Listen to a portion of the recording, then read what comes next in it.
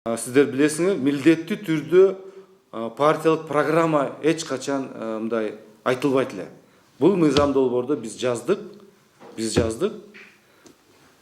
Партиялык программа милдеттүү түрдө чагылдырылыш керек. Бул теледе болобу, сайтта болобу, башка жерде. Бул милдеттүү түрдө.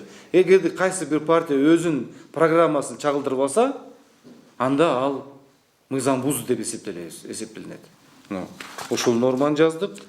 Дагы бир норманы киргиздик. Бул талапкерлердин теңдигин камсыз кылуу максатында премьер-министрден баштап аким, мэр болобу, айыл өкмөттүн башчысы болобу, ведомстволордун жетекчиси болобу, мамлекеттик үлүшү бар компаниялардын 30%-тен жогору жетекчилер эгерде шайлоого барам десе, анда 3 катталгандан кийин талапкер катары 3 күн ичинде автомат түрдө алар иштен бошотулат.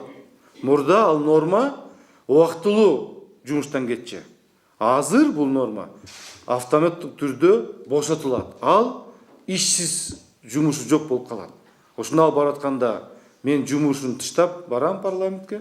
Ошондо эмне болот? Ошондо башка партиялардын талапкерлери менен мүмкүнчүлүктөрү бирдей болуп калат. Форма 2-ни жокко чыгарып атабыз. Сиздер билесиңер, ушу форма 2 адресный шайлоочу болчу. Ал жашаган жеринде эгер заявка жазса, заявление жазса, ошол участкага мен добушум берем десе, ошол добушум берчи форма 2 менен. Ошол форма 2-ни биз жокко чыгарып атабыз. Комиссиянын жоюу боюнча дагы норма жок эле.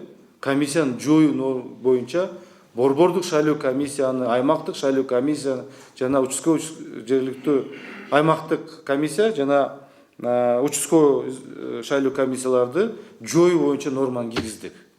Андай норма жок эле. Бул борбордук шайлоо комиссиянын жоюу боюнча биз сот аркылуу жойгонго мүмкүнчүлүк берип атабыз. Норманы киргиздик.